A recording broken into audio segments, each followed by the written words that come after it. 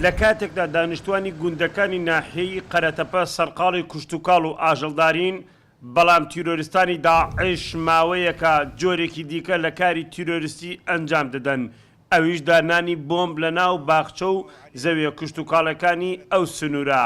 طلعنا رحنا للمزرعة مالتنا عندنا خضار. باوکی سەلام یەکێکە لەو بریندارانەی کە چەند ڕۆژێک لەمەوە بەر بەهۆی تەقینەوەی بۆمبێک لە گوندی عەلیسەرای نزیک ناحیەی قەرەتەپە خۆی و خێزانەکەی و دوو خوشکی بە سەختی بریندار دەبێت. وما توقعنا يعني كان قبل ما نتوقع اكو تفجير والداعش جاي مخلي تفجيرات بالدرب وبالاخضار. پێشبینیمان نەدەکرد کەوا بۆمبی چێراو لە ناو زەویە کوشتتوکاڵەکانماندا هەبێت. ئێمە هەموو ڕۆژێک بەیانی زوو دەڕۆیشتین بۆ سەر کارەکانمان بەڵام دە ڕۆژ لەمەوە بەر کاتێک ڕۆیشتین ئەوە بوو بۆمبی چێنراو لە ناو زەویە کوشتتوکاڵەکانمان دانرابوو تەقیەوە 4 کەسمان بە سەختی بریندار بوو. لين قمنا نلقى بالاخضر عبوات هسه تركناها بعد ما نروح عليها ومعيشتنا عليها. معيشتنا على كلنا على هذا الفلاحة صارنا 150 سنة بهذا القرية. ئێمە بژێوی و ژیانمان لەسەر کوشتتوکاڵە ئێمە 150 ساڵە لەم گوندە کوشتتوکاڵ و ئاژەڵداری دەکەین. بەڕاستی پێشمەرگە زۆر باشە لەگەڵمان کە داعش هات ژیانمان نەما چونکە نەمان دەتوانی کاری کوشتتوکاڵی و ئاژەڵداری بکەین. ئێمە کە پێشمەرگە هاتەوە بۆ ناوچەکەمان دووبارە گەڕاینەوە و سەرقاڵی کوشتتوکاڵ و ئاژەڵدارین. چەند ڕۆژێک لەمەوە بەر لە ناو زەویە کوشتتوکاڵەکەماندا بۆم دانرابوو.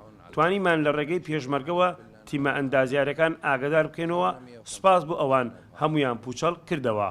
وجود پێشمەرگە زێن ویانە. باسمي وباسم جمعيات الفلاحية في ناحية قەرەتەپە. سەرۆکی لقی سندیکای جوتیارانی ناحیەی قەرەتەپە ڕای دەگەێنێتکەوە داعش زیانێکی زۆری گەیاندووەتە بواری کوشتتوکاڵ و ئاژەڵداری لە ناحیەکەیان و ژمارەیەک جوتیار بەپێی ئامارەکان وازیان لە کارەکانیان هێناوە و داواکارە ئەو کێشیان بۆ چارەسەر بکرێت. هذا المدة الأخيرة بزرع العبات الناس تزرع شجر وحنطة تصدر للعالم واحنا نزرع العبات لقتل الأطفال. داعش بۆمب لە ناو باخچە و زەویە کوشتتوکاڵەکان دادەنێت.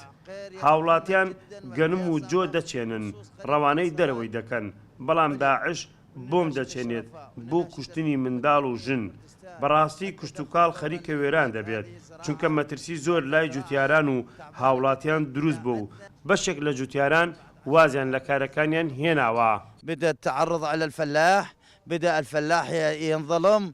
دانانی بۆمبی چێنراو لە ناو زەویە کوشتتوکاڵەکان و لەسەر ڕێگای باخ و کێڵگە کوشتتوکاڵەکان لەلایەن تیرۆریستانی داعشەوە نیشانەیەکی ڕوونە لەوەی بە پێشمەرگە و ئاسایش ناوێرێت بۆیە پەنا دەبات بۆ جوتیاران و هاوڵاتیان.